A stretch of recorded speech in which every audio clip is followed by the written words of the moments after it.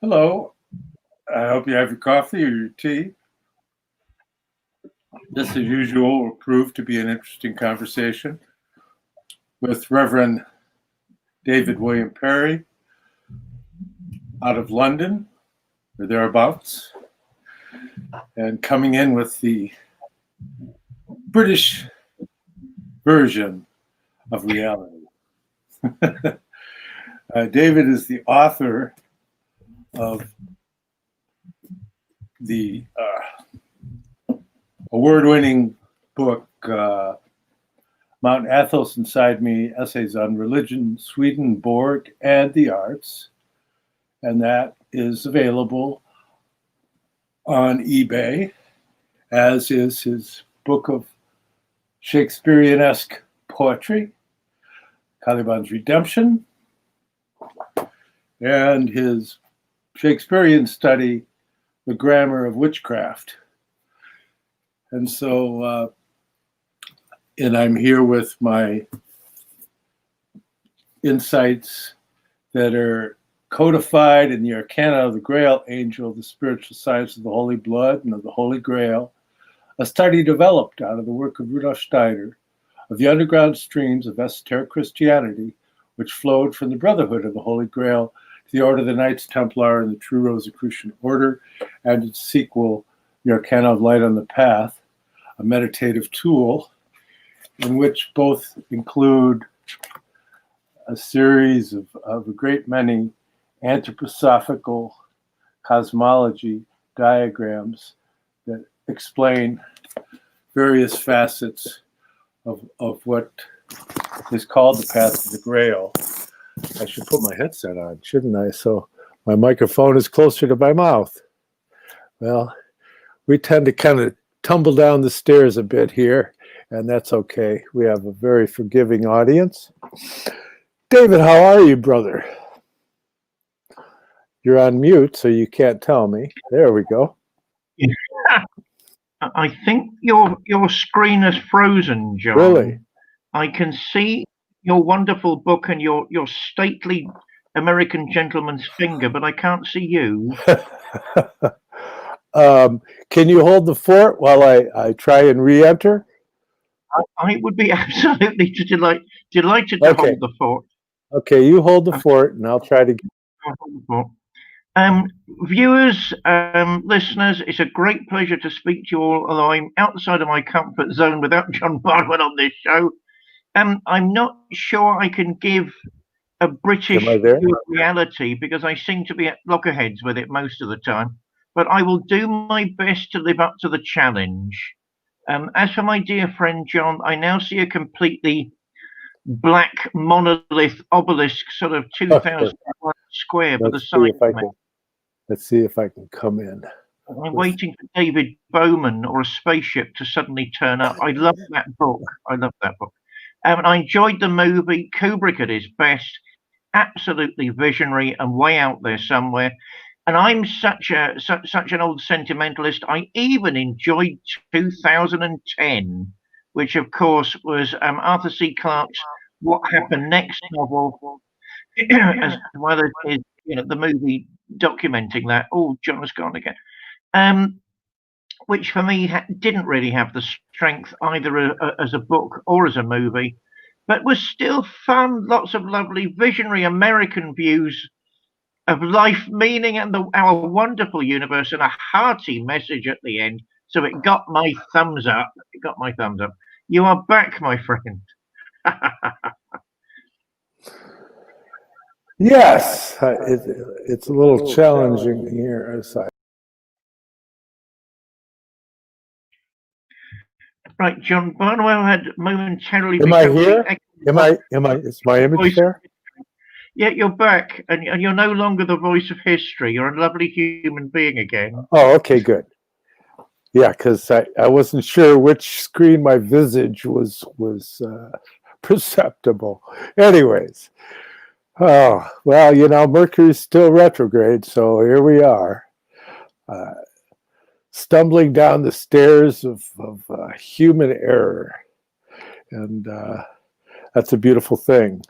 Well, David, since you're becoming a fellow of the Royal Asiatic Society, has there been any new progress on those fronts? Well, actually, I'm already an elected fellow. They have to go to their committee, and they only tell you afterwards. So I've been press ganged into it, fighting and screaming. Well, I mean, to be honest, to be honest, it's a great honor. It crowns 8 years of work. I mean, one of the books of mine you very kindly held up, The Grammar of Witchcraft, and I'm going to make a confession on air. Well, it is Shakespearean, but it was also inspired by the Nobel Prize-winning Kyrgyz novelist, author Chingiz Aytmatov. So my love affair with that part of the world, that magical part of the world, is forever. And after that was sort of 8 years of visiting those wonderful countries and attending conferences and having strange arguments with taxi drivers who clearly were misleading me. I'm sorry, that's one direction and that's another. I'm not an entire fool, I can work that out. So yeah, I mean, it's I've submitted my first article. I don't really want to go down the routes of classic scholarship for two reasons. There aren't many classic scholars anymore. Boom. And secondly, that's not really sort of the direction I'm coming from.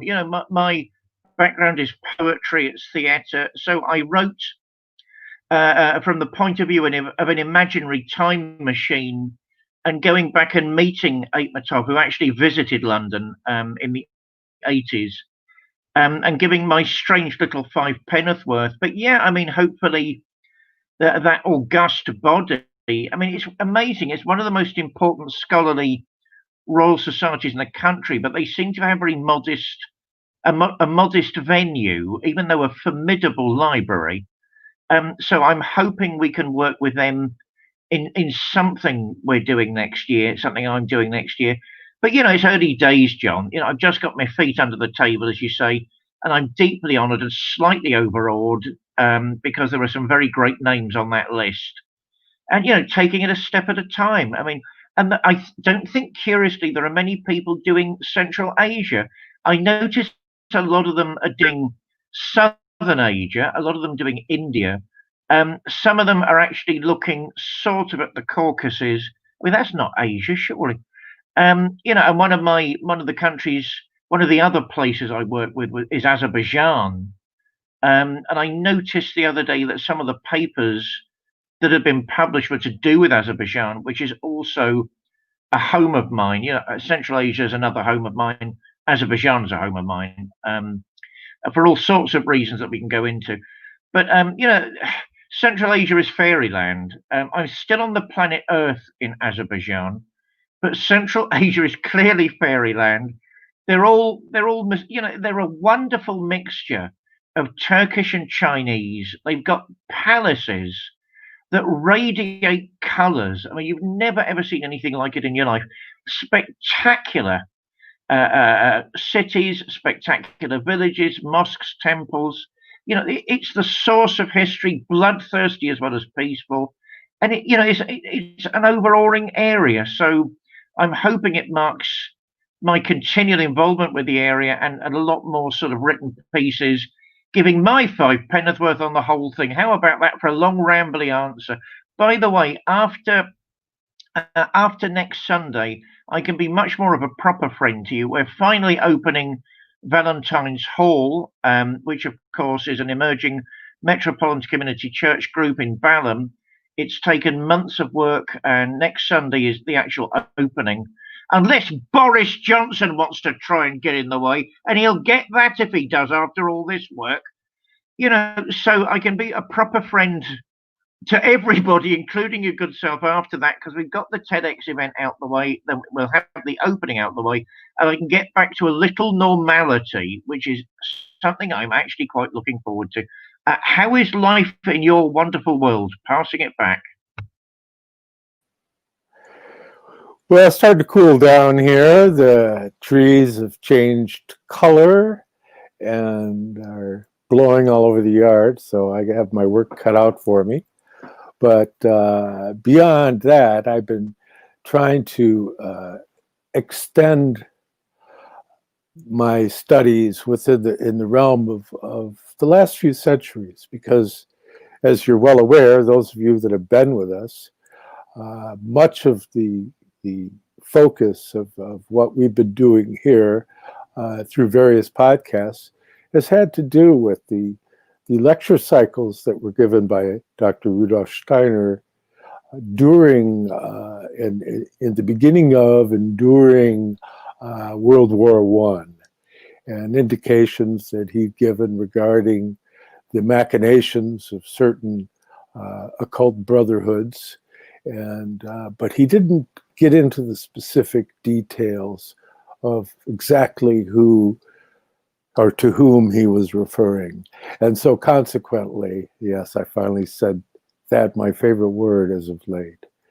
And consequently, I've been working along with my associates to bring forward documents that can show in the objective, very real sense, the actual manifestation of what's widely known as the Cecil Rhodes Plan, which came out of was expressed in his last will and testament that was published by W.T. Stead, the leading journalist in England at that time. And W.T. Stead, of course, is famous in occult circles in spiritualism, but he was the individual that introduced Annie Besant to Madame Blavatsky. And Annie Besant, of course, is people that follow the history of Theosophy know Annie Besant was the one who took over the reins of the Theosophical Society after Madame Blavatsky passed away, and that was who Rudolf Steiner attempted to work with when he became the secretary of the Theosophical Society in Germany, of course parting company with Annie Besant when her and Charles Webster Leadbeater, the Anglican priest, attempted to put forward a young boy, Jiddu Krishnamurti, that they found in India as the second coming. And he just said, you know, he could have none of that. And so that's gives you some aspects of this. This is very much a layered phenomenon historically, and so there's many different factions that are as is today. Today is kind of similar in a sense in that there's all these factions. It's like musical chairs, and when the music stops, who's going to be sitting in the throne? Is it going to be in Rome, or is it going to be in London, or is it going to be in China? And I'm sure that people are well aware that that's not the only place on earth where contenders are vying for control of human destiny. But of course, being American, I see the basis of the impulses that are coming regarding the Michaelic Age that began in 1879 as being based on a core of freedom and liberty. Liberty being the governmental manifestation of the task of government to protect liberty. And so that's meant to be the task of the American government. And the only person that I see out there who seems to really appear to care very much about that is President Trump at this point. There are other people that attempt to embrace, like Bernie Sanders, who took his honeymoon in Moscow, so that's kind of suspect. They seem to think that socialism is kind of like a threefold social order light. And nothing could be further from the truth. As we know, Rudolf Steiner frequently lectured to socialist groups at the time, and he made the point that he could talk about most any subject save that of freedom. And that was the one subject they weren't comfortable talking about. And so that's the problem with the basic, any top-down system, is what is the issue regarding freedom, and what is the manifestation that brings about liberty. And the closest proximity to that yet in human history has been the American system. That being said, it's been layered over by all manner of bureaucracy and corporate structures. And so, yeah, it's all messed up, and President Trump isn't perfect either, but at least he still has faith in the concept of that there should be nations at this point in history. And I think that there's this idealized view that we could have this kumbaya moment and go along with the no borders plan of George Soros, and everything will be fine after that. But I don't feel that way, although there are certain oligarchs that would like nothing better. And we have addressed some of that over the course of the months that we've been doing this, since this is episode 14. And so that's just a glimmering of what we may or may not get to on this turn of the wheel. So back to you, David. Gosh, I went to Moscow for the first time in 1986. It was still officially the Soviet Union then, and communist. You notice I'm putting that in parentheses. We were hours late. We got on Aeroflot to the amazement of seeing the biggest woman we'd ever seen in our lives. We were mere Westerners. Ludmilla, I believe that was her name, an absolutely gigantic person who the first thing she said to us is, "There's no class on this plane," and we all agreed with her. And we were hours late arriving. I had a confrontation with some boy pretending to be a soldier at Moscow International Airport. There were two huge guys with guns either side of him, and this kid in a uniform that didn't fit him. And what you had to do in those days was stand on a box or stand on a place in front of him, and there'd be something like an arc light on you. And he'd look at the passport, then he'd look at you, then he'd look at the passport, then he'd look at you. But he's not used to dealing with British dissidents. So eventually I jumped off the block and pointed to my feet and said, "Look, it's me. Look, it's me." And he was so shocked he let me go into Moscow. Is there a more capitalist country in the world than Russia? Maybe in the past, but it's certainly not been that way. I mean, even, I went to two places on my first trip. The trip was around the Hermitage, this international treasure of architecture and paintings, and your wicked Ruskies were saying they were going to close it forever. Take that, Westerners, we're going to close it forever, which I did. I'm sorry, I was a lot younger. I didn't see as a clever sales pitch. I didn't see it. So I went through Moscow to Leningrad, as it was in those days, St. Petersburg, and we all went to this incredible treasury. I've never seen anything quite like it. To then spend the next day pursued by someone I had no idea who they were, who was trying to buy my trousers, with me saying, "Look, I've packed light for this trip. I've only got 2 pairs of trousers on me. No, you can't buy the second one. Will you please go away?" So it was great fun, but you can't really say the socialist mindset was there in '86, and I hear it's the most capitalist country in the world at the minute, where no one can afford to live in the center of Moscow, where the prices are so high. So I think if the American left, which I don't like commenting on, as you know me, John, I don't like commenting on politics that are so far away. I think they might have a rather out of date and idealized view of what was actually happening over there. And of course, I'll get serious for a minute. One of my dear friends, Mukhtar Shakhanov, who is a very, very great Central Asian writer, was best friends with Chingiz Aytmatov, who I mentioned a moment ago, who had a tragic beginning to his life. There was a very dark side to it all. His father, for no reason whatsoever, Chingiz Aytmatov's father, for absolutely no reason, was denounced locally as a bourgeois nationalist. He had no idea why. He didn't know, so he had enemies. He had enemies in local government. The last time Aitmatov and his wife heard from him was in a desperate phone call saying, "You've got to leave the city and get as far away from here as you possibly can. I'm going to be arrested." And it was a couple of years later. Fortunately, the mother and young Chingiz managed to escape to the middle of nowhere. And it was a couple of years later that they were told, yes, Comrade Aitmatov Sr. has been executed. And by the way, he was innocent. We're sorry. So, you've got to remember that side of it all. I mean,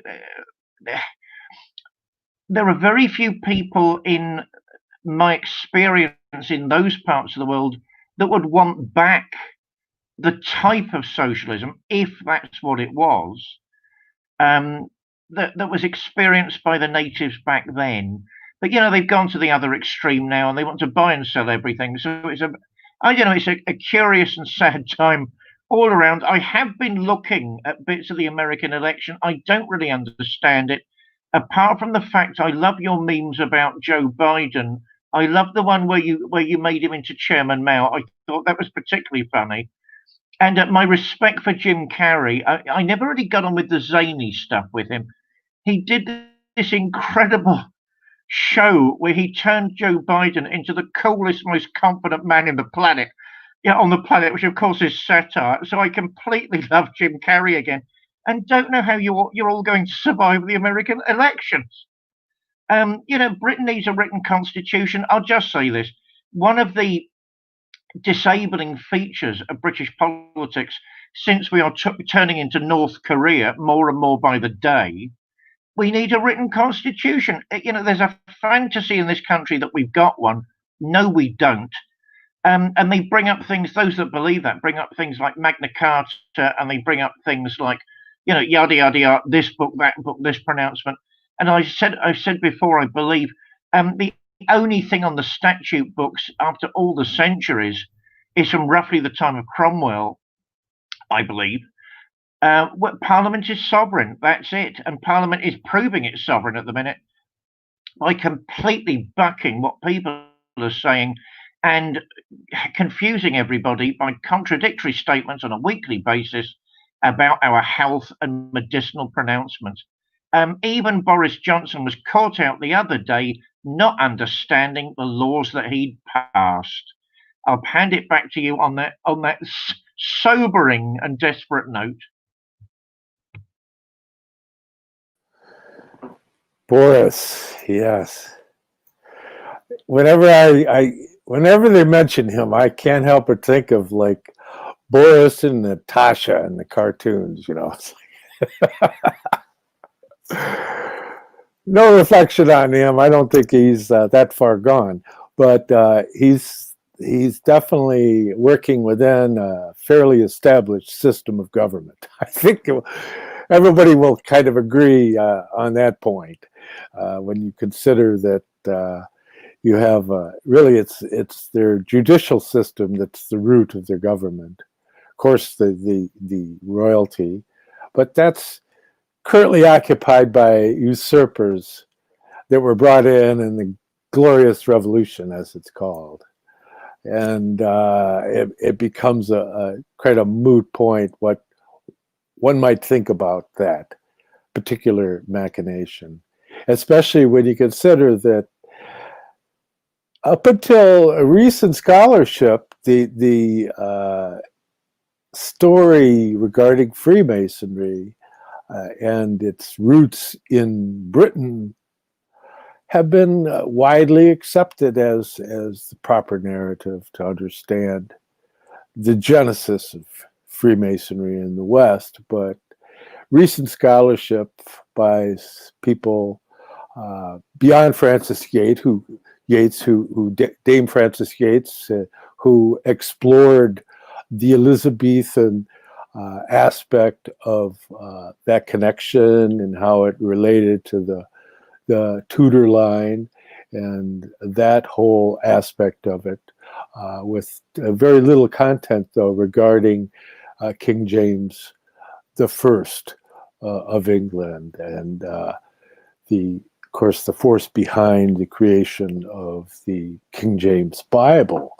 But modern scholarship by people such as my friend, who's Marcia Keith Schuchard, who's written extensively, very extensively, and she was a protege of the Kabbalah Jewish scholar on Jewish mysticism and scholarship, Gershom Schlom. So that was her mentor. So she has a basis in that whole Kabbalistic historicity that's at the backdrop. If you do any intensive study of the genesis of Freemasonry and how it relates, that there's really several streams that feed into Freemasonry. There's the Hermetic stream, there's the Pythagorean stream, and then there's the Kabbalistic stream as three important branches. They're not the only ones, but there's another branch that's tied into that, and that's the Mysteries of the Grail,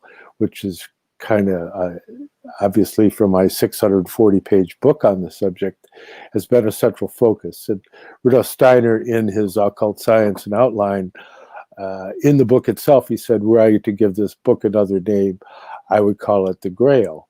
So that becomes interesting, because if you extend that and you go, well, how does that relate to what we were just discussing regarding your relationship to the Royal Asiatic Society, but Central Asia, not like India or Thailand or places of which are very interesting in and of themselves, but Central Asia, because within the Grail tradition, the kingdom of Prester John was said to be located in that region of Central Asia. So I'm giving you an assignment.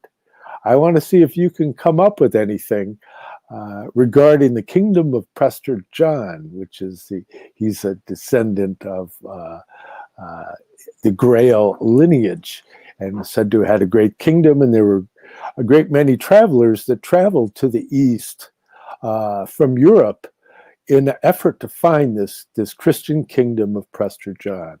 So that's your assignment, David, but of course, if you are captured, we will disavow any knowledge of your presence.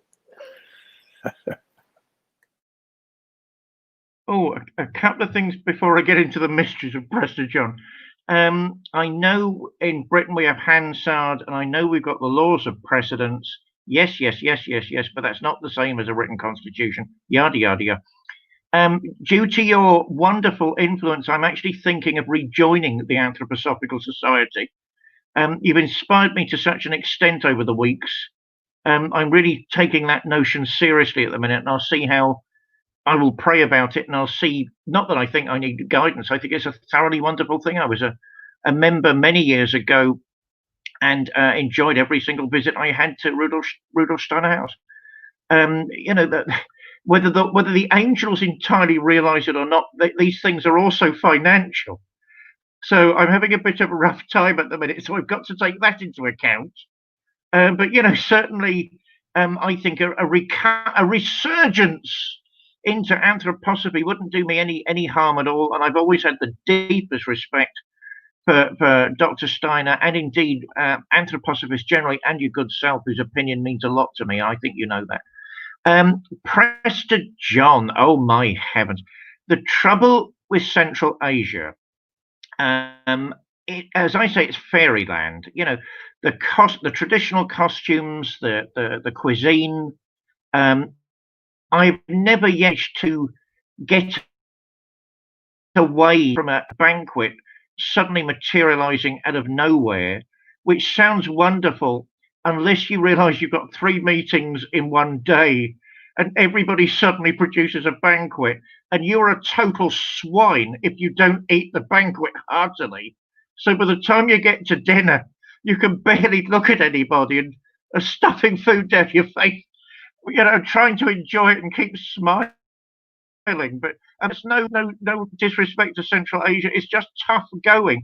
And I'm also sorry I can't eat horse. That's the end of it. Okay, I know the French do. But I'm from Celtic stock. Horses were sacred. I'm sorry, I just can't. So let's all live with that, Central Asia. I will never, ever, ever consciously eat horses. Period. The trouble with Central Asia is that they managed to find tombs, shrines, and mosques for basically everything. And I'm not saying they're not real. I mean, it's not like Disneyland, in a wonderful part of the world, because it's all real. But you spend a month trying to unravel what it is that they mean. Is this actually the place where the historically defined Prester John, who lived in such and such a period, lived? Are we actually talking about that one? Or are we talking about Prester John, his cousin, brother, or somebody else? And this happens all the time. I mean, the trouble with an endlessly long history is it repeats and repeats and repeats, and nobody knows whether they're coming or going after a while. I've been to so many magical mosques, and they were magical. But then a row starts between the guides and the people who guide you around the mosque about who it is we're all talking about and what it is we're actually visiting. These arguments tend to rush through Russian into local languages and then pidgin English. And I just stood there normally thinking, what the hell was all that about? I don't know where I visited and where I've gone to, apart from more recent things. Recent, by the way, in that part of the world means 1,000 years. Okay. So that's why it gets very, very confusing indeed, but lovely and magical anyway. The gauntlet is down, sir. I will do my best to locate not only the palace, but hidden kingdom of Prester John. I hated the Indiana Jones movie, The Last Crusade. They got completely the wrong area for Prester John. And what a coward, what a wuss he was, to use an Americanism, when he finally turns up at the end of the movie. That was Prester John, wasn't it? Some Arthurian knight that would never bought the bullet, and he's trying to drag other people into this no man's land of nothing in particular. As much as I love Indiana Jones movies, that was completely wrong. I'm sorry. And Harrison Ford, we all love you anyway, don't worry. I will start asking my friends as of tomorrow what they make of it, but the answer I end up giving you might be so voluminous, it will take another incarnation to work out exactly what it means. So on that note, with the challenge accepted, I will pass the baton back to you. Well, yeah, Indiana Jones, and I guess I have to add a caveat there, because Indiana Jones movies, my best friend Douglas Gabriel, who's anthroposophical author and protege of one of the leaders of Waldorf education here in America, and so consequently he became a consultant. He was a protege of Werner Glass, and Werner Glass was a direct student of Walter Johannes Stein, the author of 9th Century, the World History in Light of the Holy Grail. So this all ties together. But he was the consultant for Star Wars, and also for Indiana Jones movies. Myself, I was only approached about being a consultant for First Night, but their whole historicity was totally materialistic macho stuff, had nothing to do with the mythic content that I wanted to bring about the relationship of Lancelot to the Lady of the Lake, and all of the mystical themes that were really centered around that particular story. And so that never came together. But Douglas did a great deal of work with what's her name, Kathleen Kennedy, and who's the wife of George Lucas. And of course, this is before she became his wife, I guess. I don't know. It's so long. I remember what was going on. It was funny because at the time, nobody knew who George Lucas was, because he wasn't anybody yet. He'd just been traveling around with this script and trying to develop this idea. And then she ended up calling the bookstore, and Robert, the owner of the bookstore, Robert Thibodeau, referred her to Douglas, who came there in a management position, replacing me because I had been manager there for, I don't know, 7 years or something like that. And I left, and then Douglas came in. But we're all in this circle, our esoteric circle, with the monastic club, what have you, and the romantic futurist poetry events, and making conferences, doing all manner of things. But anyways, so he shouldn't be blamed for your take on that late version of Indiana Jones, because by that time his influence had subsided, and then they went off the deep end. So you can't blame him for their missing the boat on that. Anyways, I wasn't expecting to go down those corridors. But since we have, and so it's interesting because you see that the mythic kingdom concept, the story of Shambhala, which is the center of the migration center. There were two streams that migrated from Atlantis. There was the northern stream, led by the Manu, and then there was a southern stream that came across North Africa and through Egypt. And of course, there were mysteries that were related to Egypt from the Lemurian stream that came up and relates to various places in Central Africa that were repositories of more ancient mysteries of the Lemurian period that preceded the Atlantean period. So there's a whole layers upon layers that could be gotten into. But you see that the southern stream coming up and the influence of the northern stream, and that sending forward of representatives from Shambhala is the kind of the archetypal image that the great leaders of civilization, the founders of civilizations, were representative of that establishment, that brotherhood in the Shambhala, the kingdom of the gods, so to speak.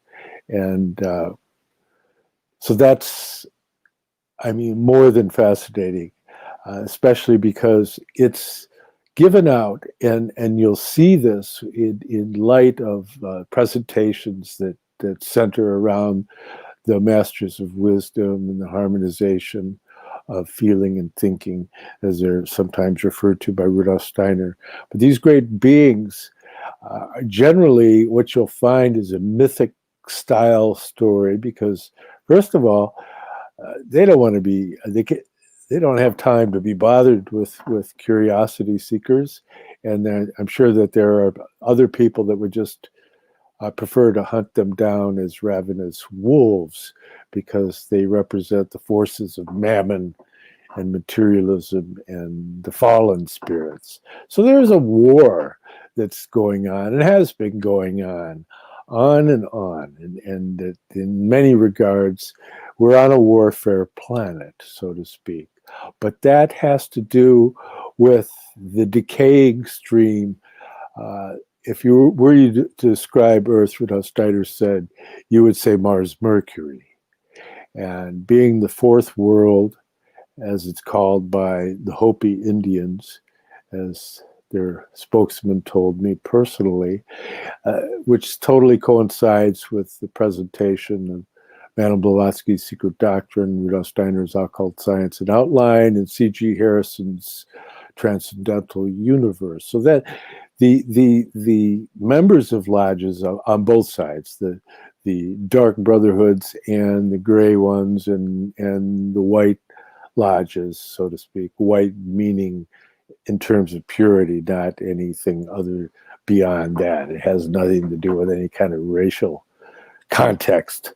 And so the struggle between these forces, it dates back. That's that was going on in ancient Atlantis, and that is tied into the fall of Atlantis, essentially, is the distortion of power relative to certain groups within Atlantis.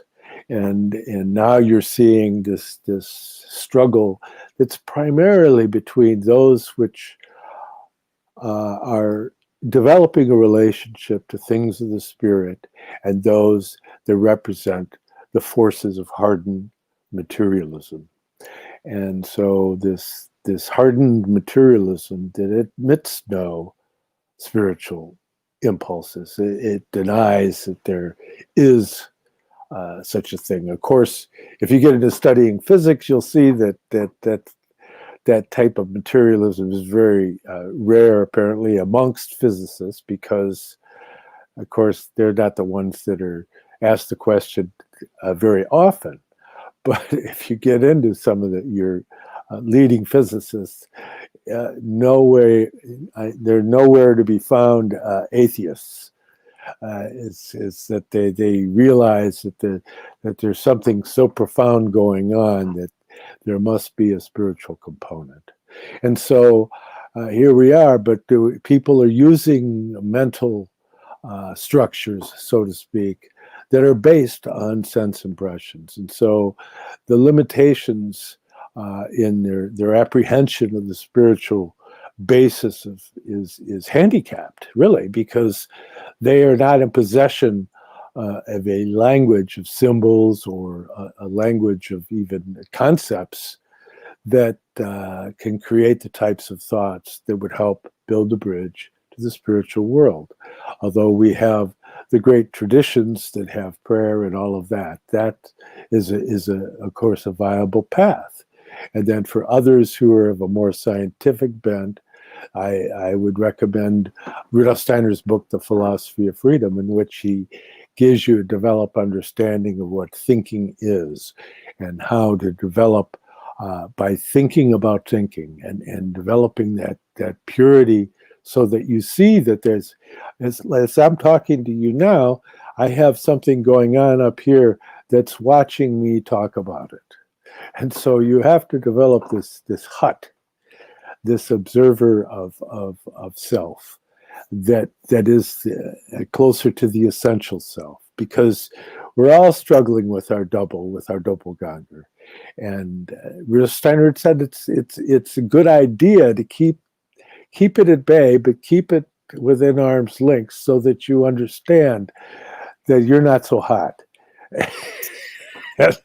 So I'm continually reminded of my shortfalls. So I'm just a bumbling fool, as is presented in Parsifal, although not of that stature. But we're all fools, and so don't make your understanding of God depending on your capacity to be able to be a manifestation of that goodness and love, because you will be disappointed. That's one of the few things I can guarantee. I don't see a bunch of St. Francises running around doing wonderful things and curing leprosy or anything like that. That's a rare bird indeed. But if you go back, in fact, it's interesting I brought up St. Francis, because Rudolf Steiner makes the point of St. Francis had gone through an earlier incarnation in which the 700s around there, where he was incarnated at a Scythian mystery temple, and that was really established by one of the least known initiates of Rosicrucianism, Scythianos. Scythianos, which is a very, very shadowy figure, referred to as the hidden one at times.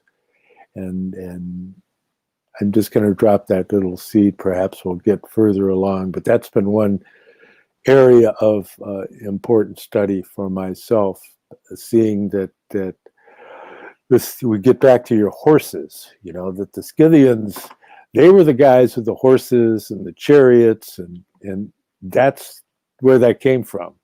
The Egyptians didn't invent the chariot. They got it from the Scythians.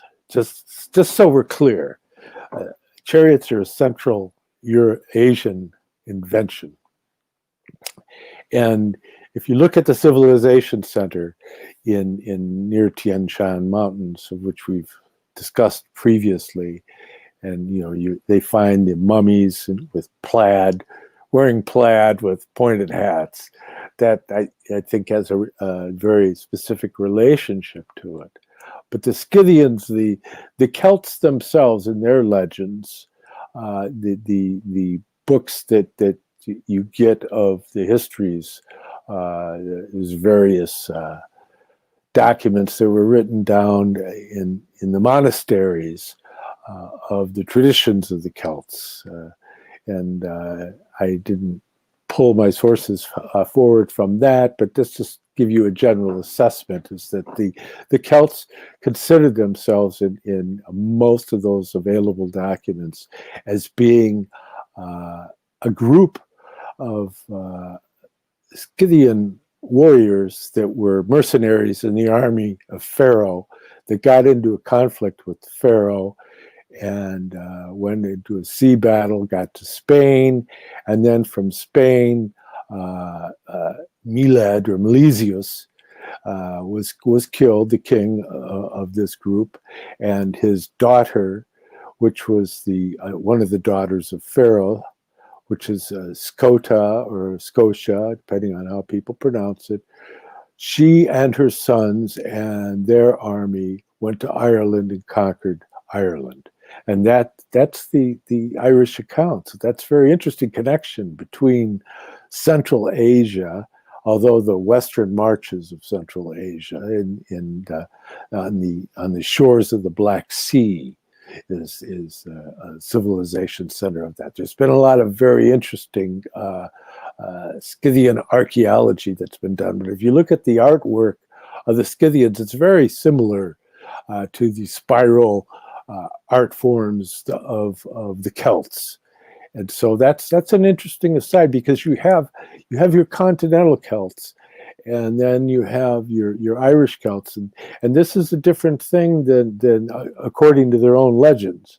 And so it's interesting to watch it all unfold as we try and look beneath the surface of these various aspects of it. But that would make the Celtic royal line directly related to the line that would produce King Tutankhamun and Akhenaten, and so people that are related to the Irish royal line are relatives of that, which is interesting because there were studies recently done at Max Planck University in Germany, and they did a genetic study of mummies relating to that period, and found that there were markers that showed more of a Asian and Levantine gene expression. So that's very interesting and supportive of the actual accounts. You have to see Egypt as one of at the time, ancient Egypt was sort of the most cosmopolitan regions, and alliances were formed through marriage. You look at Ramses, he had 75 wives,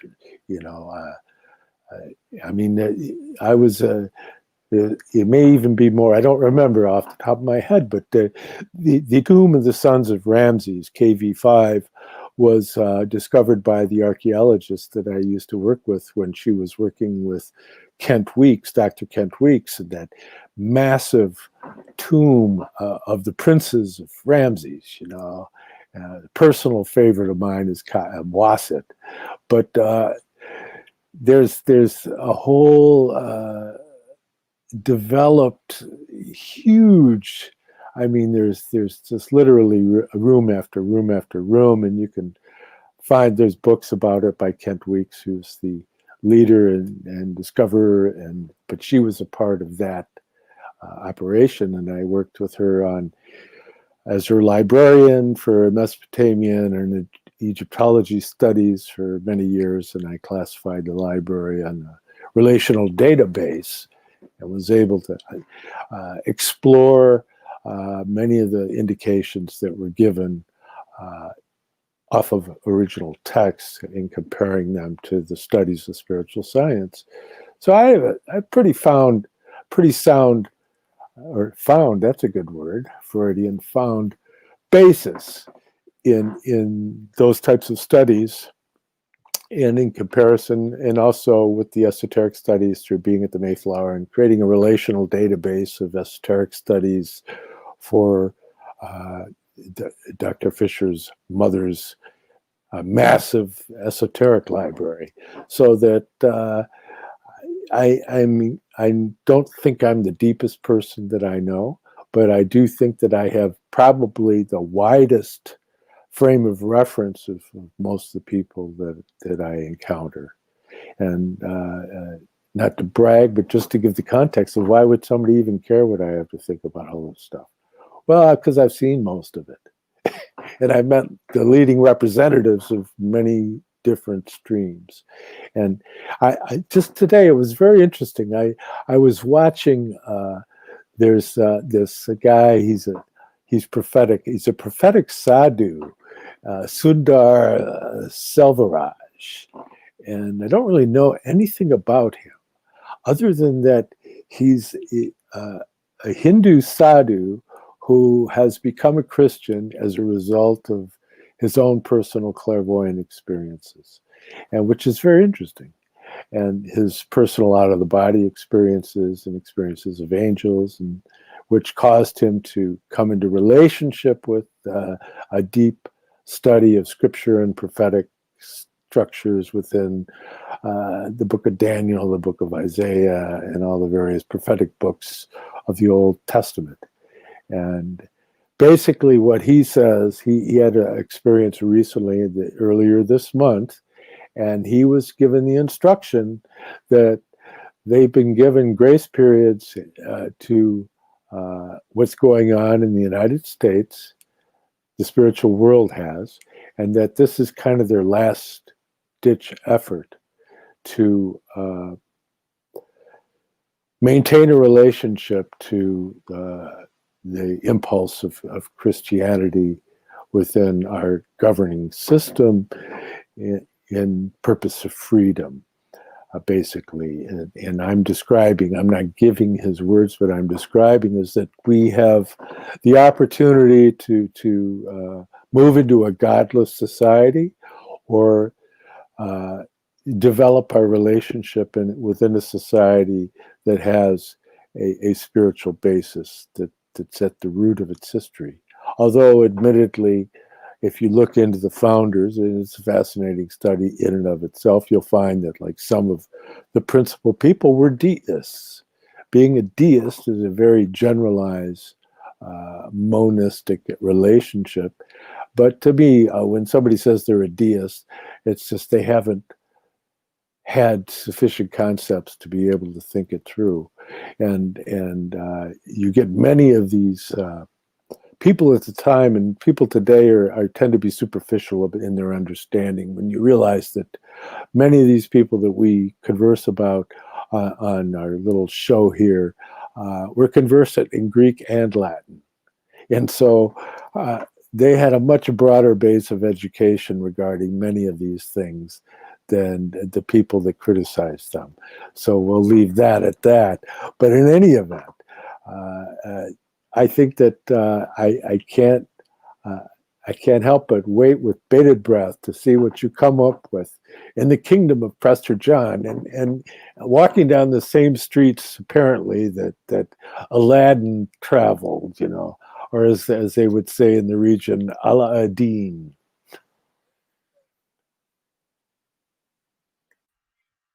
Well, I also went to a cafe where Marco Polo made a pig's ear of himself, apparently on the way to China.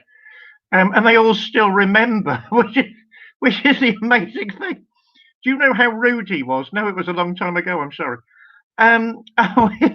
Where do I start with all of that? I'm rather like deists. I rather like deists, because in Britain they were part of Free Church and they wanted to open up debate beyond establishment and dissenter.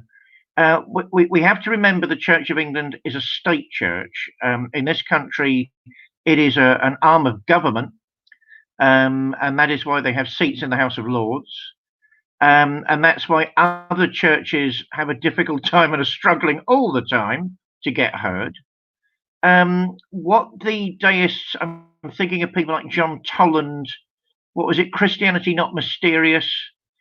All they were really trying to do was open the debate, as far as I can see, a little further. And, you know, we forget history. That was necessary at that time. What amazes me is the secularists want to pass Enlightenment thinkers off as atheists, which they were not. Most of them were deists. What they didn't want was the wars of religion to endlessly recycle. You know, it's very difficult thinking of an Enlightenment philosopher that actually didn't have a deist attitude. You know, I mean, I'm rather fond of people that, you know, I said to somebody recently snottily, well, at least they believed in something. You know, got a harsh look in return. I mean, I suppose I should explain partly my fascination with Central Asia. Certainly, partly I wanted to go and see some of the areas where Blavatsky had talked about. And, you know, I actually wanted to go and see, you know, what's it like? What's the terrain like? What are the people like? I can't say I've been disappointed at all, but these countries are so vast, it's difficult to get on top of things. I mean, as you know, one of my leading guides is Swedenborg. So, you know, his view that the Almighty, that the highest principle is love and wisdom, has always guided me. Therefore, I didn't find theological opponents everywhere. I found people who were equally searching for the truths of love and wisdom. And therefore, I think they found that particular take on Christianity and that particular type of Christianity a little more easy to digest than some rather hard-line brothers and sisters of mine in the evangelical movement that want to find everybody in the wrong. You know, why? You know, what? God is not headmaster holding a public examination, you know, for the entire planet. That is not what God is. And yet, we you know, so if we drop a grade, you know, do we have to repeat the course? You know, let's put it down to cases. Mahatma Gandhi read scripture and he didn't end up a Christian. There are certain people, I'm thinking of people like Pat Roberts, maybe, who would say, okay, now he's burning in hell because he didn't become a Christian after reading scripture. Surely that can't be the case. And with the greatest respect, I mean, some of the evangelical authorities and preachers, I'm actually in awe of. I think they're remarkable. I disagree with them on certain things. Big deal. That's life. But I'm fascinated by their faith, their dedication, their knowledge, and actually they have my respect. But excuse me, but I don't agree with them on things like Mahatma Gandhi burning in hell because he didn't become a Christian. Maybe the universe is bigger than that, and maybe Christianity is wider than that. And everyone goes through the narrow gate. You're at the wrong gate, somebody said to me a couple of years back. But right, so what's the narrow gate? People with a wide attitude. Because nobody's got a wide attitude. Everybody's got a sectarian narrow attitude. Therefore, they're all at the narrow gate, not at the wide gate, not the narrow gate. That should get me into trouble. So, you know, at the end of the day, what is Christianity? As I said previously on the pew, the Beatitudes. Bless those who curse you, love those who hate you. That is our good Lord telling us not only about the essence of spirit and God, but what he wants. Therefore, if you travel the world, if you go and meet other cultures with that attitude, I think they tend to open up a great deal more. And certainly, I've never been disappointed by stories, by legends, by accounts of the masters of wisdom. I mean, certainly the secret valley that a number of people allude to, excuse me, including Dennis Wheatley, who of course he's remembered nowadays as an occult novelist, you know, The Devil Rides Out and all that sort of stuff. Wonderful Hammer horror film with Sir Christopher Lee. I actually knew Sir Christopher Lee, so I know what he thought about it. You know, I mean, people tend to forget Dennis Wheatley. I think he wrote more about wine and wine tasting, being a gentleman, than he actually did about occultism. But, you know, they caught on and a couple of movies were made. That must have kept him in wine. Yes. So, you know, he talks about the Hidden Valley. I know Blavatsky talks about the Hidden Valley of the Masters. I am not as sure of my ground when it comes to Steiner, but I think he did. And it seems to be the Badrinath Valley in northern India. So who are the masters and what are the masters? And we've got to go there. People who've spent 40 years learning meditation, learning yoga, you know, people 60 years of age who have mastered techniques and given them access to wider consciousness. How on earth could someone like that not be called a master? It's the author and journalist Vladimir Wiedemann, a chum of mine from Estonia, who's been trying to convince me that's where we should all go next, and maybe we do, because apparently the modern world is beginning to encroach upon this perfect little valley that leads to the highest Himalayas, and the locals are now worried that they won't be able to keep their purity. I burst out laughing earlier, forgive me, at your caveat about the word white. I suppose that's where we're both from the previous generation, John, and we don't have to worry about endless caveats because there's such a thing as context, modern world. There's such a thing as context, right? So I apologize. You made a profound point, but I couldn't help giggling at that because everything has to be contextualized the minute you said it nowadays. Yeah, in the sense of pure. But you know what? I'll tell you a secret that I was going to tell you off air. But hey, I'm also a theatrical, so I can blurt out things on air. And one of the things that I've got my feet a little more under the table at the Royal Asiatic Society is I'm going to approach them to try and get you across here so we can have maybe a talk over there, you know, to discuss things like Prester John, you know, subtle psychological and spiritual aspects of these incredible cultures. I think that would go down very, very well indeed. But I'm a bit of a rookie at the minute, so I haven't got the guts to suggest it to them yet. 2021, I'll suggest it to them. And yeah, because I know from, you know, fingers on the ground, that sort of thing. I know they'd be interested in that sort of work. They'd be interested in that sort of view. When it comes to lost territories and hidden terrains, secret valleys, I mean, the stories I've heard in Central Asia personally about Shambhala and Agati, oral accounts, anecdotal accounts, you know, strange documents that I need permission to get to see myself. I mean, you've got to remember, since Central Asia is so old, whole civilizations have risen and fallen there again and again. My trouble with the sort of temperament of certain parts of Central Asia is they love shredding everything. When the Mongols last rampaged through that part of the world, they decimated cities, libraries, and absolutely everything that stood in their way, which is why archaeologists and historians have such difficulty piecing it all together nowadays. And, you know, you're dealing with different civilizations, sometimes thousands of years apart. But certainly there are private collections, there are individual scholars.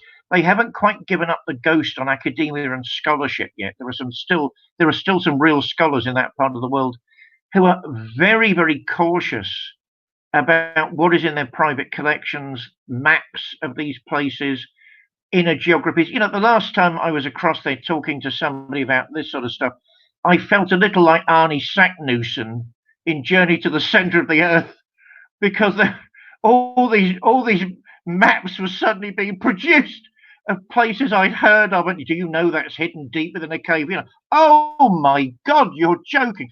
Which could be my only response. The one thing that did come up that I was very, very interested in was apparently it's even in Chairman Mao's autobiography. You know, one of the great mysteries of the East. Did Chairman Mao actually write his own autobiography? But that's a different issue for another time, I suspect. Apparently, during the Long March, they were having lots of psychic trouble. Some of the soldiers were reporting lots of psychic and occult trouble. You know, do the Central Agents make a big deal of the psychic and the supernatural? No, because it's part of everyday life for them. They don't really feel it's something separate from life. It's something included in life. And that's why it might give Westerners the wrong impression. Since it's a part of your life, you know, there's a shaman that lives close by. They don't make it an extra or separate object of experience, sphere of experience. It's part of their everyday sphere of experience. But, you know, as Chairman Mao and the Long March were going through certain mountain ranges, all of this stuff broke out. And apparently he had a conversation with some local lamas who were saying, oh, yes, it's all coming from this cave of adepts. We don't really feel we can interfere because, of course, the Tibetan, the Buddhism, forgive me, the Buddhism in that part of the world completely withdraws from the world. It doesn't believe in any type of interference, at least the ones I've met and the ones I've studied wouldn't. And apparently Chairman Mao went in to this cave with some of the Red Guard and said, look, either this stops or I'll mow you all down. They left the cave. The psychic attacks and activity didn't stop. So he sent some of the Red Guard back and they shot everyone down in that cave temple and settlement, which is a story, a multi-level story, not only about the attitude of the Chinese towards the subtle and the supersensual, but also, you know, very interestingly descriptive of sort of attitudes by communists in that part of the world towards the paranormal. I mean, there's a book you may have heard of called Red Shambhala, where the Russian Communist Party itself wanted to go and find this place because they believed it was a center of paranormal sciences. I mean, you know, why? Just because Soviet Russia nominally became atheist, that word is big. That could mean anything half the time. You know, it doesn't mean they wanted to stop talking about these experiences in human life, you know, telepathy, precognition. I mean, they were talking about teleportation. It's all in the documents. What they were, because they had a sort of ideological need to separate themselves, quite wrongly in my view, and I think yours, from traditional religiosity, traditional religious experience. I mean, really, they're the originators of parapsychology as a science, because what they were trying to do was find an alternative vocabulary within which to discuss these things, which they would find ideologically friendly. Now, they're completely wrong, but that is interesting, and it must be borne in mind that all that was going on, and actually the KGB was involved in psychic research. You know, those documents are available now.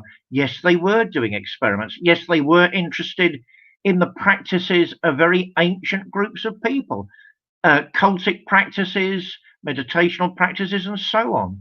And so books like Red Shambhala are actually, I can't remember the author offhand, very, very revealing, because not only were they searching for this hidden and lost city with all of its knowledge and abilities, but to try and win it over to the Soviet Union. I can't see that happening in a hurry, but you know, it's sort of an incredible thought. By the way, before I hand the com back to you, I personally feel privileged to know you. You're a good friend of mine nowadays. I value your opinion a great deal. A fine example of an American gentleman as opposed to a short, fat, puff pastor who lives in Britain. So no, I value your opinion and your experiences very, very greatly. So this show must continue ad infinitum. And what I'll try and do is unearth some of those sources. I'll just say one other thing before I hand it back. If I'm in Central Asia, I'm constantly being beaten over the head by probably the biggest book in human history called Manas.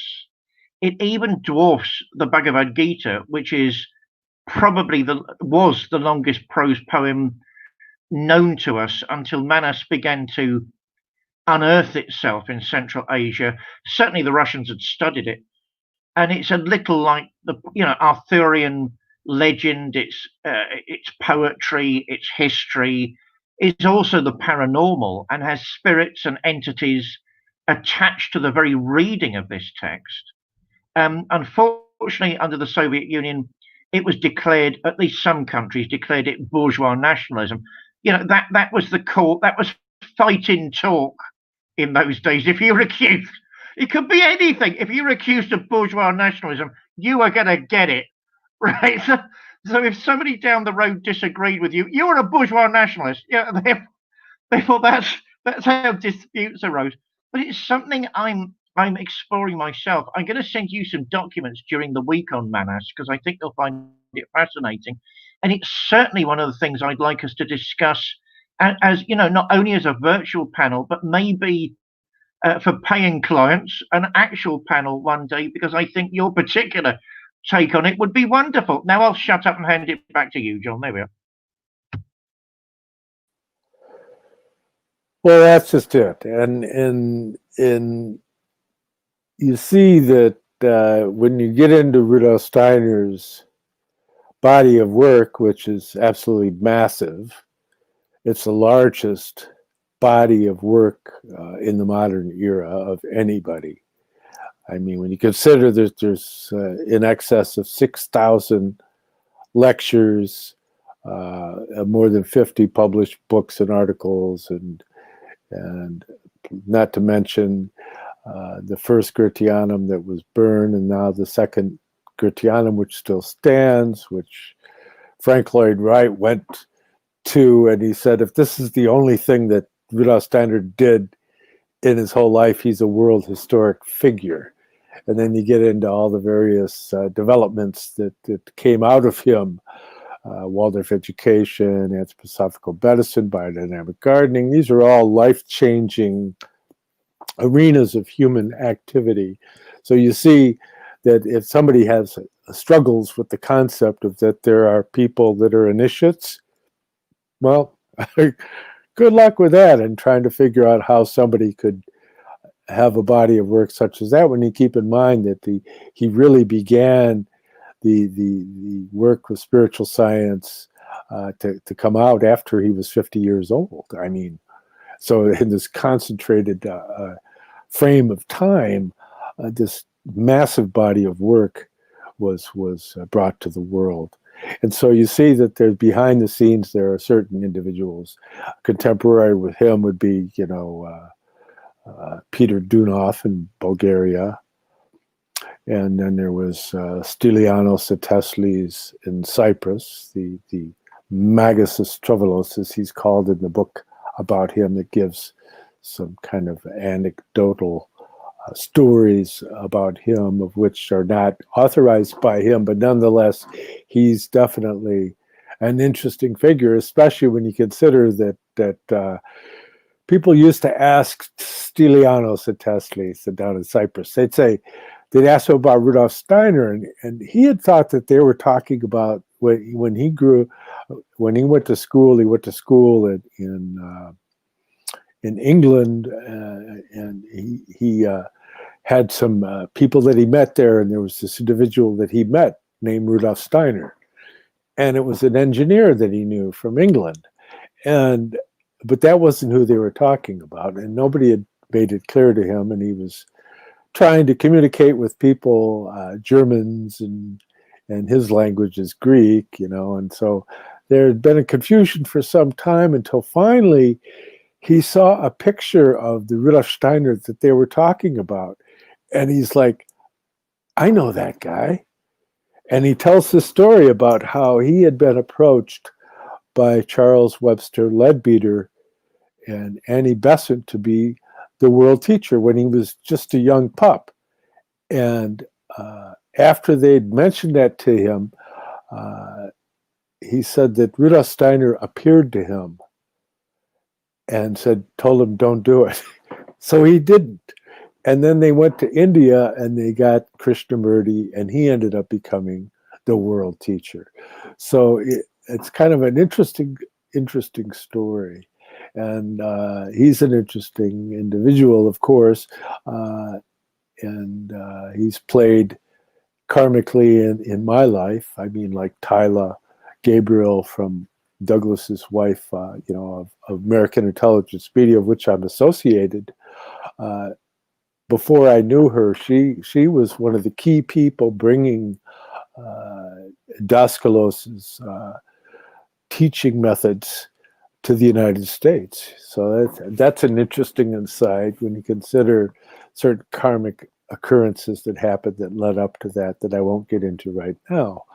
But so there are individuals that are significant and that they dwell in realms in advance of the current stage of human the evolution of consciousness. And Rudolf Steiner makes the point. He said, when you go back in history and you talk about these figures, that you have to keep in mind that they couldn't think the thoughts that you're thinking at this time, that they didn't have those types of thought developments to work with.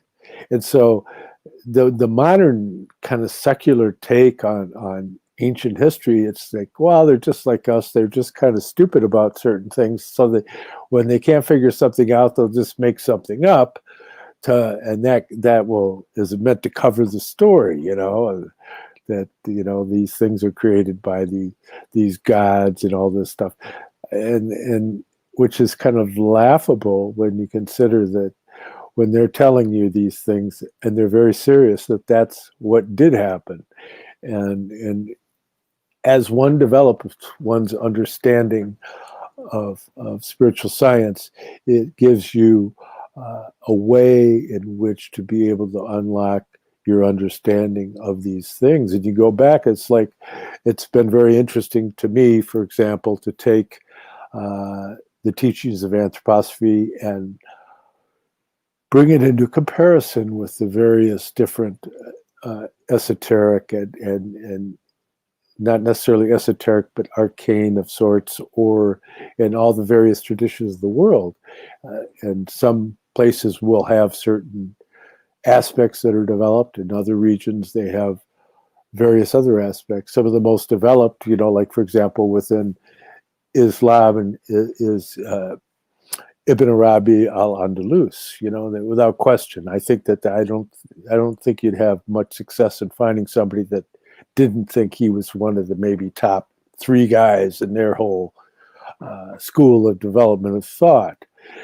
In India, then you'd have like Abhinavagupta is like, without question, the founder essentially of the corpus of the Tantra tradition that ended up carrying into Tibetan. It was the basis of the Tibetan Tantra tradition.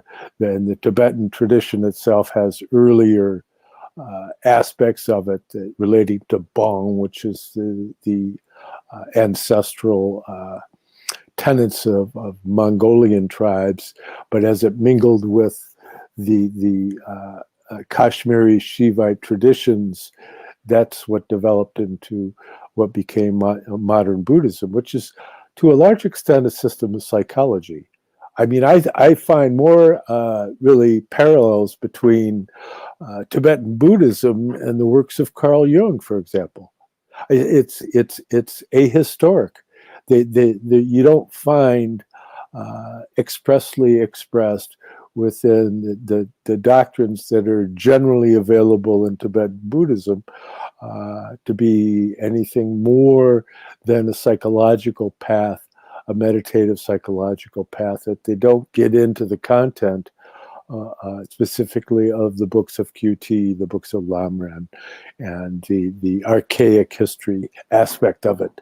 Although, when I asked, like, Gaelic, an old friend of mine who passed away a few years ago, Gaelic Rinpoche, the cousin of the Dalai Lama, the current Dalai Lama, I asked him about it. He said he'd heard about some things like that, but he didn't know personally, and it's an interesting thing, because again, that's one area I've had interest in. I was one of the first people that the Dalai Lama met when he came to America in Ann Arbor. When he met Thomas Binyakya, the spokesman for the Hopi elders, Douglas Gabriel, myself, and just a handful of people were there at that moment, and there was a television set, and Pope John Paul was on the TV set wearing white, giving his benediction, and Thomas Binyakya was explaining to the Dalai Lama about the Hopi prophecy that there would be a brother from the east wearing white and a brother from the west wearing like essentially the saffron color that the Dalai Lama has on that this was predicted thousands of years ago. And I thought it was really interesting to be there at that moment when it was interesting that the Pope was on the TV though, which is like, my encounters with that Pope have always had a technological aspect to it. It's funny because my only other personal encounter with the Pope was one day I heard this loud noise and I ran out in my front yard, and the papal helicopter went directly over my house, and traveling slowly, maybe, and with the mitre and the keys on the back, it was like white, this giant white, looked like a Chinook, and they're like 99 feet long. I've had a Chinook over me more recently, but it was black on black. But the Pope's Chinook or whatever, a huge Airbus helicopter, came slowly over my house on the way to the big thing that he gave at our stadium here. But it's funny because you see, when you get into that particular event, when the Dalai Lama came to America, it was in Ann Arbor, and they were all there. I mean, literally, you looked, and it was like the Kumbh Mela in India, where you have gurus like all over the place. I mean, they were all there. I mean, literally, the ones that were still alive were there, and it was quite a fascinating meeting of people. And you walk up near the lip of the stage, and there's all these guys that are spiritual leaders from various traditions. Most of the spiritual leaders, by the way, that have come to America from the yogic stream are Shivite. People don't realize that. There's been very few Vaishnavites that came to America, one of which was Paramahansa Yogananda, who was a teacher of one of my mentors, of his mother. He appeared in her living room the day of his death and told her that he was passing on. But that's an interesting story. And there's more details to that, but I won't get into it now.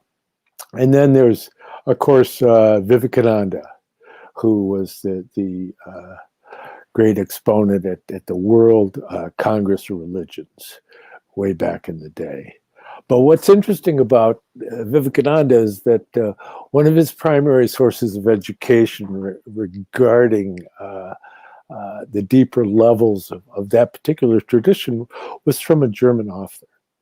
And we'll explore that some other time. I don't want to get into that right now, and I'm not going to even give you any clues. But getting into synthesis has been a big part of my path personally. And so being aware of the various traditionalist authors, in fact, one of the principal publishers of traditionalist literature developed his library of traditionalist literature coming into the Mayflower while I was there, and was born like less than 24 hours before me in a different city, and he looks like he could be my brother. So it's guys with these big grinning faces maybe have something in common. I don't know, but I know he's out there and he's doing his thing. You see, if you get into understanding these things and you try to make it a part of your life, you'll find that people will show up that resonate with whatever it is you're pursuing, so that attempting to go out and find, I'm going to go out and I'm going to find the masters. Good luck with that. They could be standing right next to you in the grocery store and you wouldn't know it. And it's very clear. But if you develop to the point to where they're coming into your life in a more significant way is relevant, then it'll happen of its own course. And but it has been indicated from many various teachers from many different traditions. They're all here, and to a large extent, the deeper teachers, many of them have focused America being center stage for a lot of it. I guess for obvious reasons, because this is the center of the capability of the struggle that we're in, right? You know, and so we're not dealing with the history of it so much as we're dealing with the bare facts of it today. But Rudolf Steiner makes very specifically a point that the greatest antidote to this dialectical materialism, this utilitarianism, is beauty. And so you see that your literary pursuits of poetry and drama, you know, doing theater and all of that, how can we make this stuff beautiful? Because if you're going to pursue truth, that's not enough. Because it's the beauty aspect of it that brings in that component of love. It's hard to love bare fact truth like 2 + 2 is 5. Oh, that gives me such heartwarming experience thinking 2 + 2 is 4, actually. See, I fooled you. So there could be a misleading aspect to just the wisdom side. And so being able to bring together, because remember, early on I said that Rudolf Steiner once said you could call Earth Mars Mercury. And so there's that Mars impulse where we descend into materiality. And then the Mercury period, which began from the mystery of Golgotha, is where we're beginning to move towards eventually this world will go away. And you'll move on to the next world, which he calls the Jupiter evolution. It's not the planet Jupiter out in the sky. It has a relationship to that sphere of activity, but it's not that. And then the Venus period following that, the archangelic period, that's not the planet Venus, but it's a sphere of activity that's related. And then the Vulcan period is the 7th, the realm of the archai. And so there's 3 states of being that precede Earth. We're the 4th world. And there's the 3 preceding states of trance consciousness of old Saturn, to deep dreamless sleep of old Sun, to a dream sleep, which is old Moon. And so you see that the animals have a relationship to the dream world. For example, if you want to talk to I used to talk to my cat, but my cat couldn't understand me unless I projected mental pictures. See, and one time my cat comes running up as a Siamese cat, you know, and he looks up at me and boom, projected a picture in my mind of that. We used to keep the kitty litter down in the basement, and there was a door, and I got an image that the door into the kitty litter was shut. So I followed the cat, and he's running ahead of me and looking back, go all the way down the basement, go back, and then he goes all the way up there and he looks up at me like, see, I told you so. And the door was shut into the kitty litter, and I opened the door and he looked up and like, thanks, and went about his business, and I went about mine. So if you really want to communicate with your animals, you want to work with mental picturing. Horse whisperers, they know that. You know, they live in the astral, but they don't think in concepts specifically. And you get into the deep dreamless sleep. That's your realm of the plants, right? And that's the etheric world. Whereas the old Moon, that's the dream sleep. That's the astral world.